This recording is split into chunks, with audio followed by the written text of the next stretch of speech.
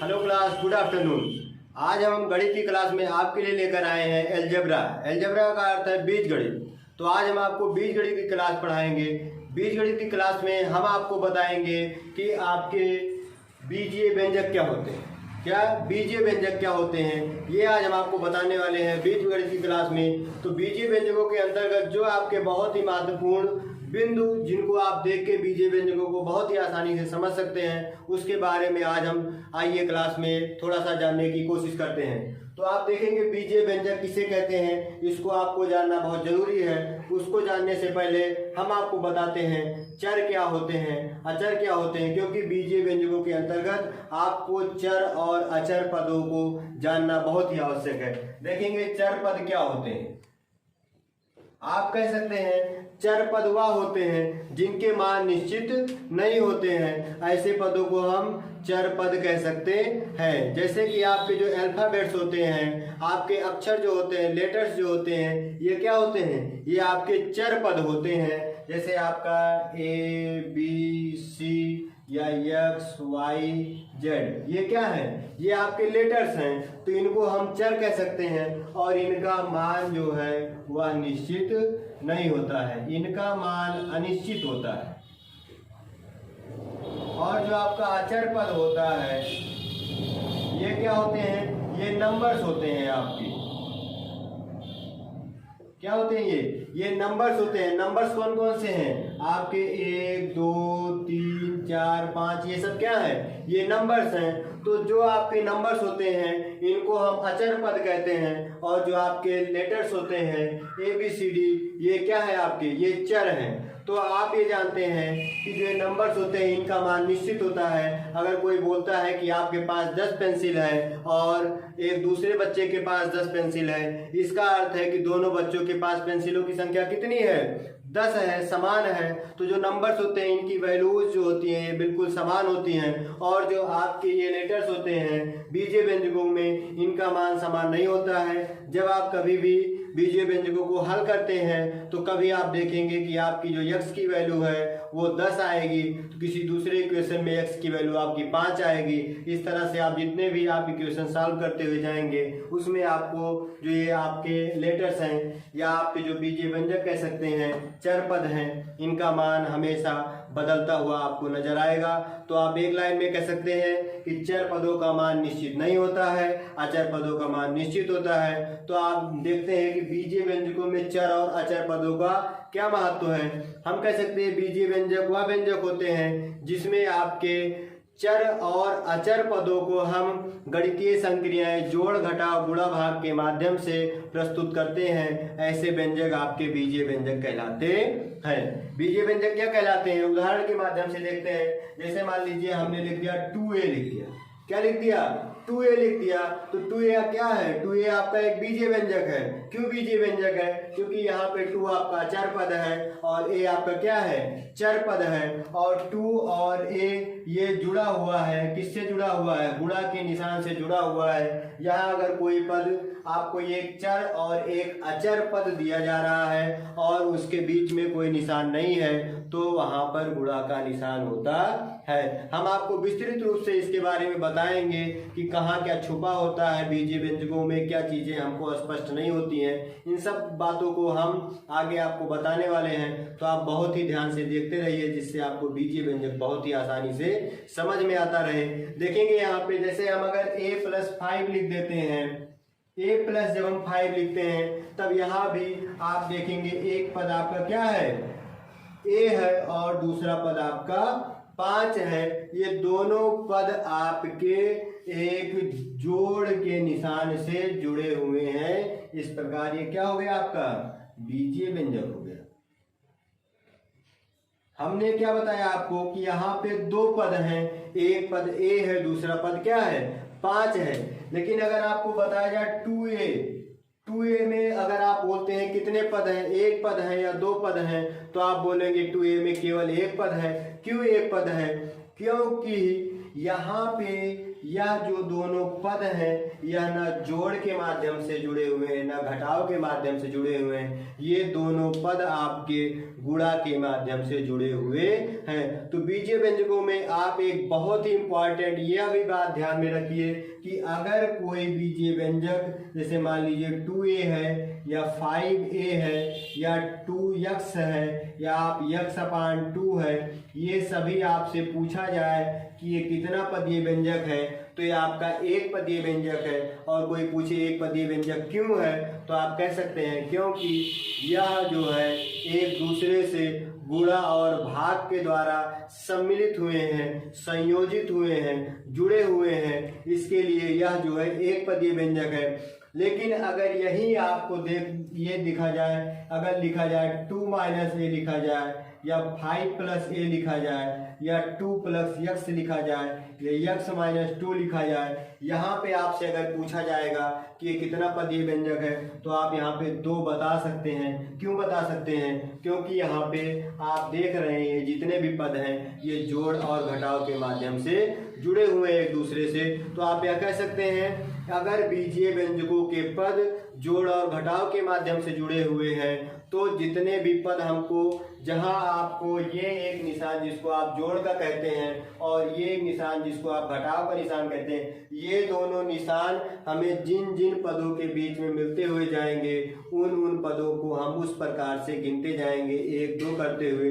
लेकिन अगर यहाँ पे गुणा और भाग का निशान लगा हुआ है या गुणा और भाग में बीजीय व्यंजक है तो वो 2 पद या 3 पद ना होके वो पद एक ही होंगे। जैसे मान लीजिए अगर आपको 2yx मिल रहा है तो 2yx आप देख रहे हैं यहाँ बीच में क्या है, गुणा का निशान है, इसके लिए ये आपका एक पद है, ना कि ये 2 पद है, ना ही 3 पद है।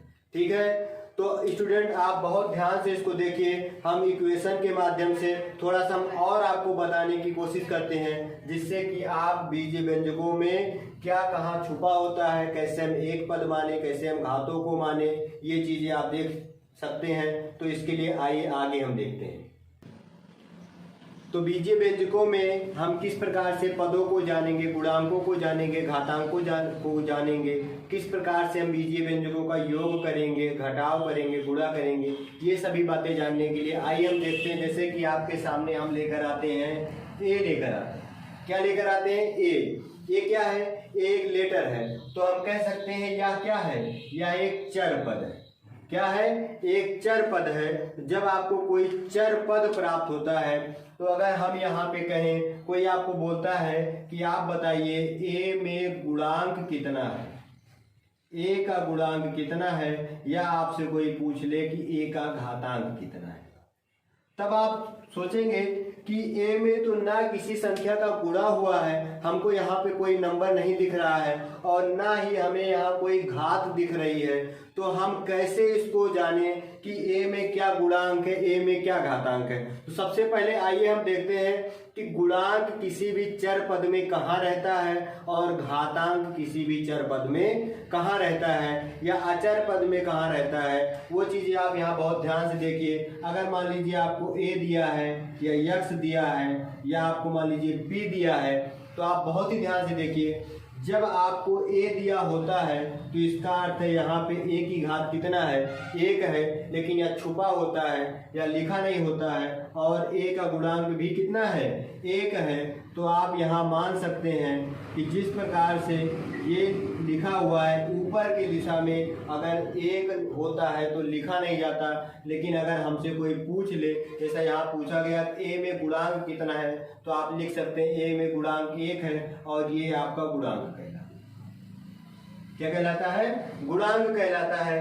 तो जब हमको कोई चर पद मिलता है उसके सामने कोई भी गुणांक, गुणा में चीजें नहीं लिखी हुई होती हैं, तो वहां पर हम एक जो है गुणांक मान लेते हैं, और अगर हमको कोई चर पद मिलता है वहाँ घात के रूप में कोई संख्या नहीं लिखी हुई है तो हम वहाँ पे एक घातांक मान लेते हैं। अभी जैसे मान लो आपको 2a दिया जाए, क्या दिया जाए? 2a दिया जाए, तो यहाँ पे आपसे कोई पूछे कि इसका घातांक कितना है, तो आप बता सकते हैं यहाँ पे घातांक कितना है?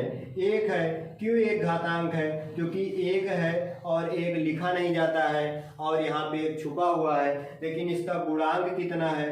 गुणांक यहाँ पे 2 है। क्यों 2 है? क्योंकि यहाँ पे ए के आगे 2 लिखा हुआ है और यही आपका 2a क्या है? एक बीजीय व्यंजक है। अगर आपसे कोई पूछे बीजीय व्यंजक 2a है कि नहीं है, तो आप कह सकते हैं 2a बीजीय व्यंजक है, क्योंकि इसमें 2 क्या है? एक अचर पद है, ए क्या है? एक चर पद है और गुणा के माध्यम से वे दोनों आपस में जुड़े हुए हैं। तो यहाँ पे मैं आपको बता दूं 2a में 2 का गुणा a में किया गया है और जब ये गुणा का निशान यहाँ पे लगा होता है, जैसे जब हमें 5 का गुणा 2 में करना होता था तो हम इसको इस प्रकार नहीं लिख देते थे। अगर हम इस प्रकार से यहाँ पे लिख देंगे अंकों में तो ये क्या हो जाएगा? ये 52 हो जाएगा। इसको हम 52 पढ़ेंगे, ठीक है। तो अंकों में हम गुणा का निशान लगाते थे, अगर नहीं लगाएंगे तो हम यहाँ पे मानेंगे नहीं कि 5 का गुणा 2 में हुआ है। हम इसको 5 का गुणा 2 में करके 10 नहीं मानेंगे, हम इसको 52 के 52 मानेंगे और आपको पता है 10 और 52 में अंतर होता है, ठीक है। देखिए अब हम बीजगणितीय व्यंजकों को घातांक के रूप में देखते हैं। घातांक के रूप में जब हम आपको बताएंगे, जैसे हम अंक गणितीय व्यंजकों को जब घातांक के रूप में लिखते थे, जैसे 2 गुणे 2 गुणे 2 गुणे 2, हमें इस प्रकार से अगर प्राप्त होता था तो हम देखते थे हमें सभी ये जो अंक प्राप्त हो रहे हैं 2 ही हैं, समान है, तो हम 2 लिख देते थे। उसके बाद हम यहाँ पे एक घात यहाँ, एक घात यहाँ, एक घात यहाँ, एक घात यहाँ। गुणा में घातें जुड़ जाती हैं, इसके लिए जितनी बार हमें 2 मिलता था हम उतनी बार यहाँ पे लिख देते थे। तो हम इस प्रकार से ये बता सकते थे 2 आपको 4 बार मिला, इसके लिए आपने लिख दिया 2 की घात 4। हम इसको क्या लिख सकते हैं? 2 की घात 4। ये हम कहाँ लिखते थे? ये हम अंक गणित में लिखते थे। अब हमको बीज गणित में लिखना है, बीजीय व्यंजकों को लिखना है, तो सेम इसी प्रकार से, जैसे मान लीजिए आपको एक व्यंजक मिल जाए a गुणे a गुणे a गुणे a गुणे a, इतना आपको मिल जाए, तो जैसे हमने आपको बताया कि यहाँ पे 2 हमें एक ही संख्या मिलती थी और जितना बार होता था उतना हम उसको घात के रूप में लिख देते थे। उसी प्रकार से हम इसको भी बहुत ही आसानी से, जैसे हमें a मिल रहा है तो हम a लिख देंगे।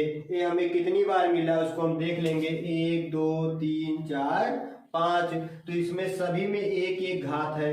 क्यों एक घात है? क्योंकि यहाँ पे कुछ घातांक लिखा नहीं है, तो इसका अर्थ है यहाँ पे सभी की घात 1 है और गुणा में घातें जुड़ जाती हैं जिस तरह से ऊपर जुड़ी थी। तो हम यहाँ पे a की घात क्या लिख देंगे? 5 लिख देंगे। अब अगर मान लीजिए यहाँ पे लिखा है 2a गुणे a की घात 2 गुणे a गुणे a, क्या लिखा है? 2a गुणे a की घात 2 गुणे a गुणे a। तो हम देख रहे हैं यहाँ पे जो a का गुणांक है यह 2 है, जोड़ में नहीं है या गुणांक में है। यही चीज आपको बीजीय व्यंजक में बहुत ही ध्यान से देखना है कि आपको जो पद मिल रहा है वह गुणांक में है या वो योग में है या घटाव में है। उसी प्रकार हम आगे की संक्रिया करेंगे। आप इसको क्या लिख सकते हैं? 2 हमें गुणांक में है, हम 2 यहाँ पे लिख सकते हैं। क्यों लिख सकते हैं 2? क्योंकि यहाँ पे 1 होगा, यहाँ पे 1 होगा, यहाँ पे 1 होगा। जब भी हम सभी का गुणा करेंगे तो 2 का 1 गुणा 1 में 2, फिर 1 में करेंगे तब भी 2 मिलेगा, फिर 1 में करेंगे तब भी हमें 2 मिलेगा। हम यहाँ पे 2 लिख लेंगे। फिर यहाँ हम देख रहे हैं 1 घात यहाँ की है, 2 घात यहाँ की है। अब हम ऐसा नहीं करेंगे कि 1 2 3 4, ऐसा नहीं करेंगे। क्यों नहीं करेंगे? क्योंकि यहाँ की घात तो 1 है, यहाँ की घात 1 है, यहाँ की घात 1 है, लेकिन यहाँ की घात कितनी है? 2 है और सबका आपस में गुणा हो रहा है, तो गुणा में घातें जुड़ जाती हैं। तो 1 घात यहाँ की हो जाएगी, 2 घात यहाँ की 3 हो जाएगी, 1 घात यहाँ की 4 और 1 घात यहाँ की 5। तो हम यहाँ पे स्टूडेंट लिख लेंगे 2a की घात 5। अब आप देख रहे होंगे यहाँ पे ये 5 बार था तब लिखे थे, यहाँ पे 4 बार है, लेकिन आप जब बहुत ध्यान से देखेंगे तो यहाँ पे सभी की घात 1 थी। यहाँ पे क्या लिखा है? घात 2 लिखा है, इसके लिए हमने 2a की घात 5 लिखा। अब हम जैसे देखते हैं, मान लीजिए हमें लिखा है 2a की घात 2 और b की घात 3। अगर हमसे कहा जाए ये घातांक रूप में है, इसका प्रसार करिए। क्या कहा जाए कि ये आपको पद दे दिया गया। सबसे पहले आपसे पूछा जा सकता है कि यह आपका एक पदीय व्यंजक है या आपका 2 पदीय व्यंजक है या आपका त्रिपदीय व्यंजक है। कुछ लोग इसको त्रिपदीय व्यंजक कह सकते हैं। क्यों कह सकते हैं? क्योंकि यहाँ पे 2 एक अचर संख्या प्राप्त हुई है और आपकी a एक चर संख्या है और b एक दूसरी चर संख्या है। तो हम इसको, कुछ लोग इसको 3 पद कह सकते हैं, लेकिन हम कहते हैं यह 3 पदीय नहीं है, या केवल और केवल 1 पदीय व्यंजक है। क्यों है? क्योंकि यहाँ पे आपको ना आपको धन का निशान दिख रहा है, ना आपको माइनस का निशान दिख रहा है, कि आपको यहाँ पे कोई निशान नहीं दिख रहा है। इसका अर्थ है कि यहाँ पे सभी निशान आपके किसके हैं? गुणा के हैं। तो 1 पदीय व्यंजक है, इसका हम प्रसार किस प्रकार से करेंगे, बहुत ही ध्यान से देखेंगे। आगे आपको इस प्रकार से सवाल मिलने वाले हैं आपके अभ्यास में। देखेंगे हम यहाँ पे सबसे पहले 2 लिख देंगे, फिर अगर ए है तो हम गुणा का निशान भी लगा सकते हैं। और हम देख रहे हैं ए कितनी बार है आपका? 2 बार है। ए की घात 2 है, इसका मतलब ए 2 बार है। हम ए गुणे ए लिख सकते हैं। उसके बाद बी 3 बार है। हम ये नहीं कि अब गुणा दिख रहा है तो आप 2 और 3 को जोड़ लेंगे, ऐसा बिल्कुल नहीं करेंगे। क्यों नहीं करेंगे? क्योंकि यहाँ पे जो आपके ये अचर, ये आपके चर पद हैं, ये असमान है। एक ए है और एक बी है। अचर पदों की वैल्यू बदलती रहती है, तो ए का मान दूसरा कुछ हो सकता है, बी का मान दूसरा हो सकता है। तो इसके लिए हम ए को 2 बार लिखेंगे और गुणा का निशान लगाते हुए हम बी को कितनी बार लिख देंगे? 3 बार लिख देंगे, क्योंकि यहाँ पे ए अलग पद है, बी अलग पद है। जैसे मान लीजिए आप अंकगणित के माध्यम से एक बार समझिए, अगर आपका 2 गुणे 2 गुणे 3 गुणे 3 है, तो हम ऐसा नहीं करेंगे। हम 2 की घात 4 नहीं लिखेंगे, हम 3 की घात 4 नहीं लिखेंगे। हम क्या लिखेंगे? हम 2 की घात 2 लिखेंगे और 3 की घात 2 लिखेंगे। अब इतना हम अवश्य कर सकते हैं कि इसको हम गुणा करके एक मान के रूप में लिख सकते हैं। जैसे 3 का गुणा 3 में करेंगे 9 होगा, 9 का गुणा 2 में करेंगे 18 होगा, और 18 का गुणा 2 में करेंगे इसका मान हम 36, एक निश्चित संख्या मिल सकती है हमको, एक निश्चित मान मिल सकता है। क्यों मिल सकता है? क्योंकि ये अंकगणित है। अंकगणित में आपको जो अंक मिल रहे हैं इसका मान निश्चित है, लेकिन बीजगणित में जो हमको लेटर्स मिल रहे हैं इनका मान निश्चित नहीं है। तो इसलिए हम 2a² को इस तरह से किसी अंक के रूप में नहीं लिख सकते हैं। हम इसको, ये इसका शॉर्ट फॉर्म है, इसी तरह ही इसको लिख सकते हैं, इसको और हल नहीं किया जा सकता। तो आप कह सकते हैं ये आपका प्रसार रूप है। क्या है? प्रसार रूप है। अगर आपको कहा जाए किसी भी संख्या ऐसी घातांक के रूप में दिया जाए और कहा जाए उसका प्रसार रूप लिखिए, तो आप एकदम बहुत ध्यान से देखेंगे किस आपके लेटर में कितनी घात है और उतनी बार उसको आप गुणा के रूप में लिख देंगे।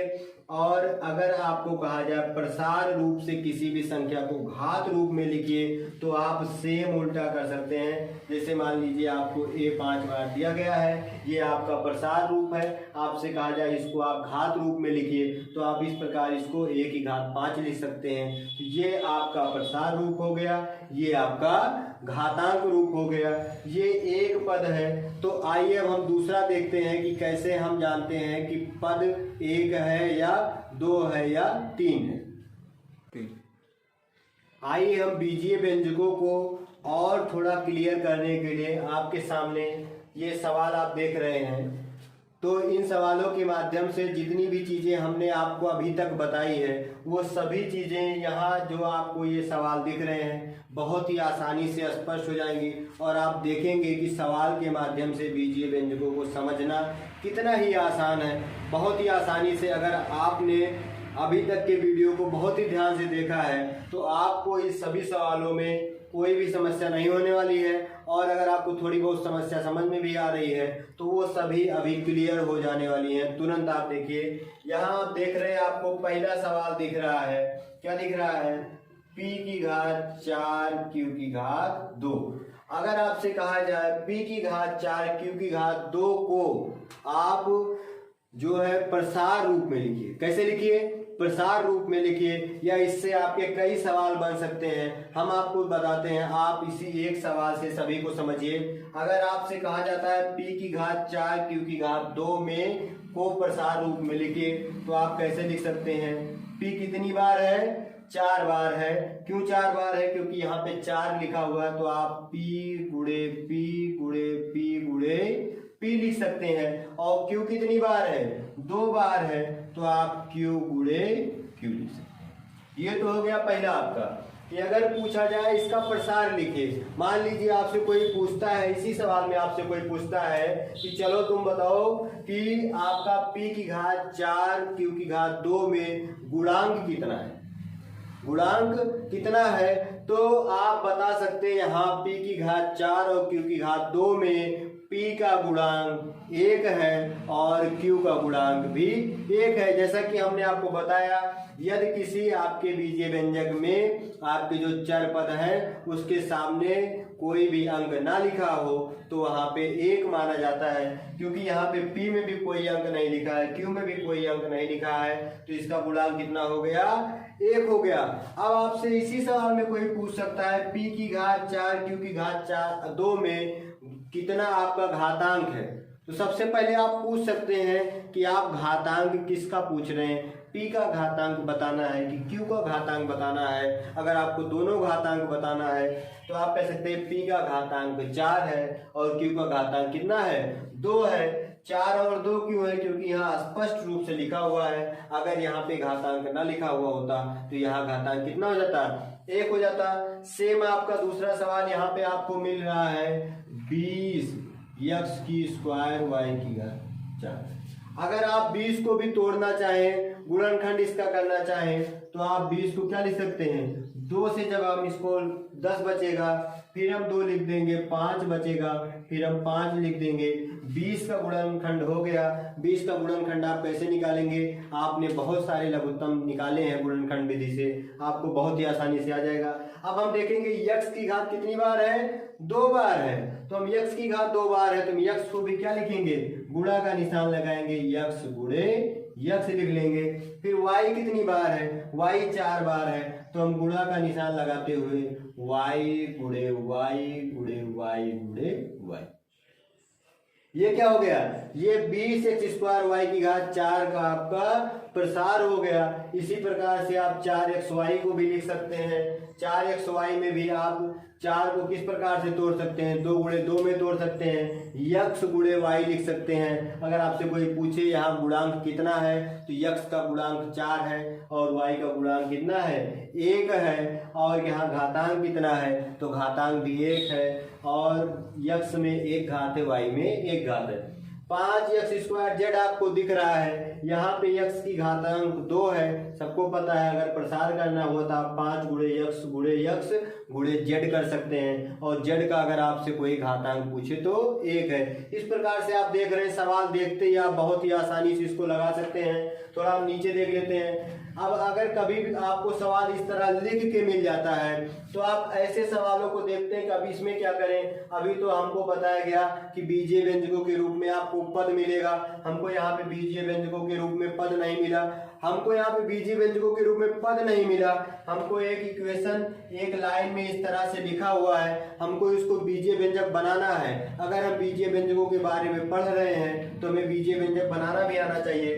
तो यहाँ पे लिखा है x के घन से। अब आपको घन जानना जरूरी है। घन क्या होता है, जब किसी भी आपकी जो x है अगर इसकी घात 3 होगी, अगर 2 होता है तो वर्ग कहलाता है, 3 घात हो जाती है तो क्या कहते हैं, घन कहते हैं। तो x के घन से, तो हम x का घन लिख लेंगे, x की घात 3 से आपको क्या करना है, y की घात 8 स्पष्ट लिखा है, y की घात कितनी है, 8 है। और क्या करना, क्या है आपको करना है, घटाना। तो घटाना मतलब माइनस का चिन्ह आपको इस तरह से लगा देना है। हमें बहुत ध्यान घटाव में ये रखना है कि हमें किस पद से किस पद को घटाना है। अगर हम गलत कर देंगे, अगर हम y की घात 8 माइनस x की घात 3 कर देंगे तो इसका जो आंसर होगा इसके आंसर से अलग आएगा, तो ये हमारा गलत हो सकता है। इसके लिए घटाव में हमें बहुत ध्यान से ये देखना है कि हमसे सवाल क्या कह रहा है। फिर मान लीजिए इस सवाल में आप देख रहे हैं x गुणे x लिखते हुए 27 बार लिखा जा रहा है। इसका मतलब x का गुणा कितना हुआ है, 27 बार हुआ है। तो हम बहुत ही आसानी से इसको x की घात क्या लिख सकते हैं, 27। ये इसका घातांक रूप हो गया, ये इसका प्रसार रूप हो गया, इसमें हमको कोई भी कंफ्यूजन नहीं होने वाला है। फिर हम आइए यहाँ पे देखते हैं, यहाँ पे लिखा है 2x 3y square zx 9x plus 5x cube plus 2 x plus y x plus z minus 3 और x square plus z square plus 5। अगर आपसे पूछा जाए इसमें आप पदों की संख्या बताइए। क्या बताइए? पदों की संख्या बताइए। ये एक पदीय व्यंजक है, द्विपदीय व्यंजक है, त्रिपदीय व्यंजक है। तो हमने आपको बताया आप केवल जोड़ और घटाव का चिन्ह देखते हैं, वो आपको जहाँ मिलते हैं वही पद को अलग अलग करने का कार्य करते हैं। 2x में आपके न एक भी चिन्ह आपका जोड़ का है न घटाव का है, तो ये क्या हो गया? ये आपका एक पदीय, क्या हो गया? एक पदीय व्यंजक हो गया। 3y² zx, 3y आपको ये जो मिल रहा है, देखेंगे यहाँ पे, यहाँ लिखा है 3y² zx। यहाँ आपको क्या कोई प्लस या माइनस का चिन्ह दिख रहा है? नहीं दिख रहा है। तो अगर हमको कोई प्लस और माइनस का चिन्ह नहीं दिख रहा है तो हमें कुछ नहीं सोचना है, हम इसको भी एक पदीय व्यंजक लिख देंगे। आप अगले से देखते हैं तो यहाँ पे आपको एक चिन्ह दिख रहा है, वो भी चिन्ह प्लस का है। चिन्ह प्लस का हो या माइनस को उससे मतलब नहीं है। अगर एक हमें निशान मिल गया, एक चिन्ह मिला, तो एक चिन्ह मिला जिसका मतलब पदों की संख्या कितनी है? यहाँ पे 2 है। एक पद आपका ये हो गया, एक पद ये हो गया, तो आपका द्विपदीय व्यंजक हो गया। क्या हो गया? द्विपदीय व्यंजक हो गया। इसी प्रकार से यहाँ भी आपका द्विपदीय व्यंजक हो गया। और यहाँ आप देख रहे हैं एक निशान आपको यहाँ मिल रहा है, एक निशान आपको यहाँ मिल रहा है, 2 निशान मिल रहे हैं। तो हमारा पहला पद ये हो गया, दूसरा पद ये हो गया, तीसरा पद ये हो गया। तो ये आपका क्या हो गया? त्रिपदीय व्यंजक हो गया। यहाँ आप देखेंगे यहाँ भी आपको 2 निशान मिल रहे हैं और यहाँ भी आपका क्या हो गया? त्रिपदीय व्यंजक हो गया। तो आज इस वीडियो में आपने देखा कि हम किस प्रकार से पदों को जान सकते हैं, घातों को जान सकते हैं, गुणांकों को बता सकते हैं, घातांकों को बता सकते हैं, प्रसार किस प्रकार से कर सकते हैं बीजीय व्यंजकों का। जब हमने क्लास की शुरुआत की थी तो आपको ये सभी पद बहुत ही ऐसा लग रहा था ये तो मुझसे होने वाले नहीं है, लेकिन अब आप देख रहे होंगे सारी चीजें इतनी स्पष्ट हो गई हैं कि आप सवाल देख के ही आपसे जो पूछा जाए बता सकते हैं। तो अगली क्लास में हम आपको बताएंगे कि कोई भी अगर बीजीय व्यंजक है तो किस प्रकार से उसका योग होता है, सजातीय है, विजातीय है, या किसी भी बीजीय व्यंजक की घात क्या होती है, ये हम आपको अगले वीडियो में बताने वाले हैं। तो बहुत ध्यान से सभी वीडियो को देखते रहिए और लाइक सब्सक्राइब करते रहिएगा। धन्यवाद।